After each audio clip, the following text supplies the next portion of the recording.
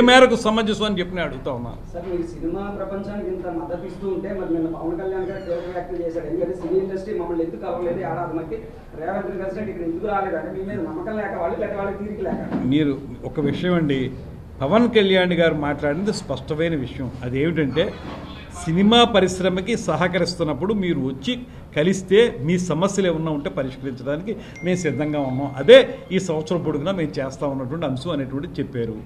కలవాల్సిన అవసరం ఉందనేటువంటి మాట చెప్పారు. మేము చెప్పడం ఏంటి, ఇవాళ సినిమా ఇండస్ట్రీలో సుప్రసిద్ధ నిర్మాత అరవింద్ గారు కానీ ఇతరత్ర నిర్మాతలు కానీ వారు కూడా చెప్తున్న మాట ఏంటంటే, మీరు విన్నారు కదా, వారు చెప్పింది కూడా కలవాలి, కలవాల్సి ఉంది, ఎందుకు కలవలేదు మాకు అర్థం కావట్లేదు.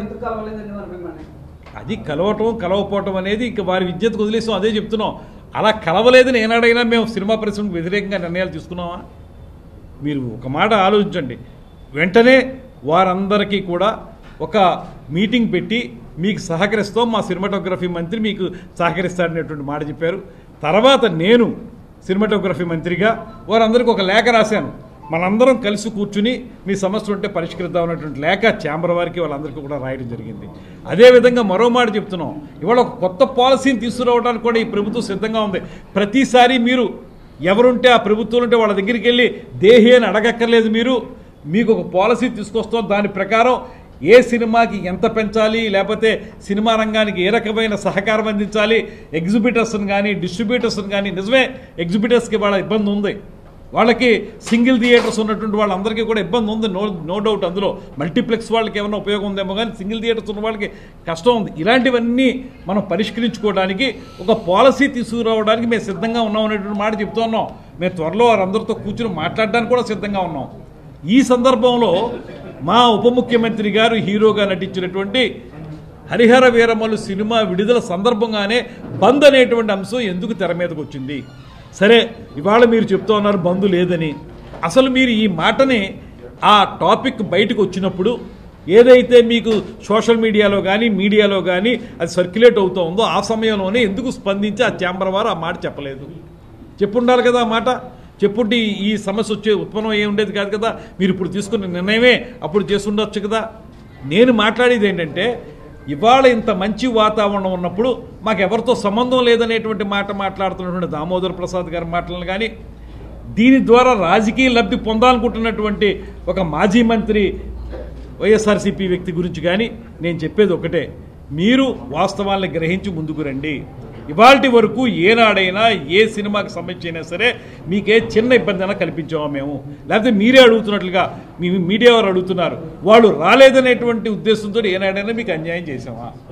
ఎప్పుడైనా సరే మీ సినిమాకి సంబంధించి విడివిడిగా మీరు వచ్చినా కూడా మీకు సహకరించాం, మీ ప్రైస్ హైక్ కావాలంటే చేసి పెట్టాం, షూటింగ్లకు అనుమతులు ఏర్పాటు చేసాం, ఎక్కడ కూడా మీరు రాలేదనేటువంటి మాట మేము పెట్టుకోలేదే. దీన్ని గ్రహించమని చెప్పి కోరుతా ఉన్నాం. అందరూ కలిసికట్టుగా మీరు రండి, ఎగ్జిబిటర్స్ కానీ డిస్ట్రిబ్యూటర్స్ కానీ నిర్మాతలు కానీ అందరూ కలిసి వస్తే ఈ ప్రభుత్వం సంపూర్ణంగా సహకరించడానికి ఎల్లవేళ సిద్ధంగా ఉంది. ఇవాళకి కూడా అదే మాట మీద నిలబడుతున్నాం మేము. మా ముఖ్యమంత్రిగా ఇది బయట ప్రచారాలండి. ఆ నలుగురు అనేటువంటి విషయంలో మళ్ళీ ఎవరో ఏ నలుగురు కాదో ఏ నలుగురు అవునో అనేటువంటి విషయంలో కూడా ఇంకా లేదు. విచారణ ప్రారంభమైందండి, నిన్నే ప్రారంభమైంది కదా. రావాలిగా, రిపోర్ట్ రావాలిగా. మరి రిపోర్ట్ వచ్చిందో మీ అందరికీ మీ ద్వారానే ప్రజలకు తెలియజెప్తాం ఆ రిపోర్ట్ యొక్క నిజానిజాలు. కల్పించే మౌలిక సదుపాయాల గురించి కూడాను ఆరా తీయమని పవన్ కళ్యాణ్ గారు అన్నారు. అసలు ట్యాక్స్ ఎంతవరకు కట్టారు, ప్రొజెక్ట్ అయింది, వీటన్నిటి మీద కార్యాచరణ రూపొందిస్తున్నారు. ఈ ఎంక్వైరీలు అన్నీ తేలుతాయండి. ఇప్పటికే చాలా వరకు థియేటర్ల దగ్గర కూడా వస్తుంది. అంటే కొన్ని చోట్ల మాట్లాడుతున్నటువంటి మాట ఏంటంటే, ఇవి కాదు స్టాండ్ ఎలోన్ థియేటర్స్ విషయంలో కాదు ఆ మాట. మల్టీప్లెక్స్లోకి వచ్చేటప్పటికి థియేటర్లో టికెట్ ధర ఏమో 200 ఎంతో ఉంటుంది, ఏమో పాప్కార్న్ అలాంటివేమో 300 రూపాయలు. అలాగనే కొన్ని విషయాలు బయటపడుతున్నాయి. దానికి సంబంధించి కూడా తెలుసుకోవాలని చెప్పి, ఎందుకంటే మనం సినిమా టికెట్ని ఒక్కదాన్ని విడిగా చూడడానికి లేదు. ఒక సినిమాకి వెళ్ళినటువంటి ఫ్యామిలీ వాళ్ళకి మొత్తం మీద ఎంత ఖర్చు అవుతుంది, ఇవన్నీ కూడా దృష్టిలో పెట్టుకోవాలి. కానీ వాటి మీద కూడా విచారణ జరగాలని చెప్పి మేము కోరుతా ఉన్నాం. జరిగిన తర్వాత ఇందులో ఒకటే స్పష్టంగా చెప్తాం, ఎక్కడా కూడా గత ప్రభుత్వంలాగా కక్ష సాధింపు విధానం మా దగ్గర లేదు.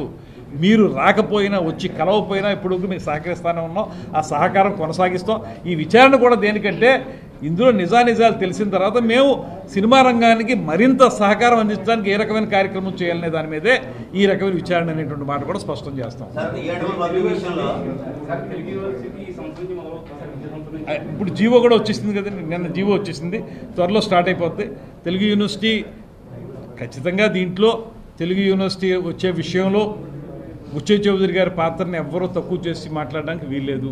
100% కూడా దాని బ్రెయిన్ చైల్డ్ ఆ రోజున అప్పుడున్నటువంటి గవర్నమెంట్లో 100% మన ముఖ్యమంత్రి ఎన్టీ రామారావు గారు, ఆనాడు ఉన్నటువంటి ముఖ్యమంత్రి ఎన్టీ రామారావు గారికి తెలుగు భాష పట్ల ఉన్నటువంటి ఆయన మక్కువ, లేకపోతే స్వయంగా ఆయన అద్భుతమైనటువంటి తెలుగు భాష మీద ఉన్నటువంటి అభినవేశం ఉన్నటువంటి గొప్ప నటుడు కనుక ఆయన ఆ రోజు ఈ తెలుగు విశ్వవిద్యాలయం అనేటువంటిది ప్రత్యేకంగా ఉండాలని ఆలోచన చేశారు. దాని ప్రకారమే 3 ప్రాంతాల్లో 3 రకాలైనటువంటి విభాగాలతోటి తయారు చేశారు. ఇక్కడ పొట్టి శ్రీరాములు గారి పేరు మీద తెలుగు విశ్వవిద్యాలయాన్ని ఏర్పాటు చేశారు. దాంట్లో ఇన్స్ట్రుమెంటల్గా ఉన్నటువంటి వ్యక్తి కూడా బుచ్చయ్య చౌదరి గారు. అందులో ఏ రకమైనటువంటి అనుమానం లేనే లేదు.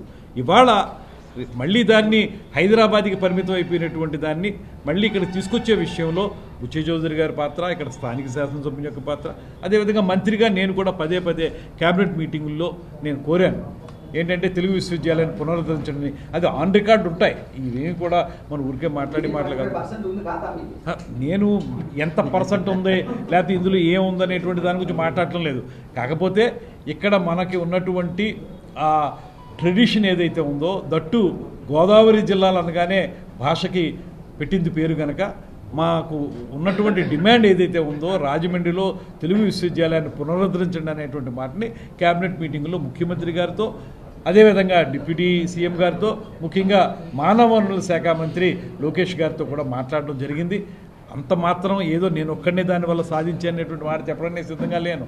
ఎందువల్లంటే ఇది ఎన్టీ రామారావు గారి టైంలోనే అద్భుతంగా రూపొందించబడింది.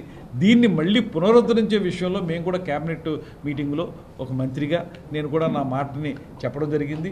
అది చేసినందుకు కూడా వెంటనే క్యాబినెట్కి నేను ధన్యవాదాలు తెలియజేశాను. ఎందుకంటే క్యాబినెట్ ఆ రోజున మేము అందరం ఉన్నప్పుడు క్యాబినెట్లో అందరూ ముక్తకంఠంతో రాజమండ్రిలో తెలుగు విశ్వవిద్యాలయం పునరుద్ధరించబడాలి అనేటువంటి మాటని ముక్తకంఠంతో ఒప్పుకున్నారు కనుక వారందరికీ ధన్యవాదాలు చెప్పడం జరిగింది.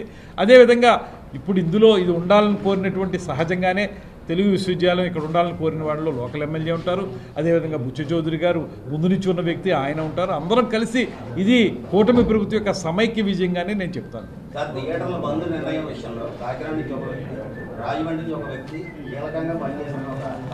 అవన్నీ మనకు పూర్తిగా అది మనకు అక్కర్లేదు. దాన్ని మనం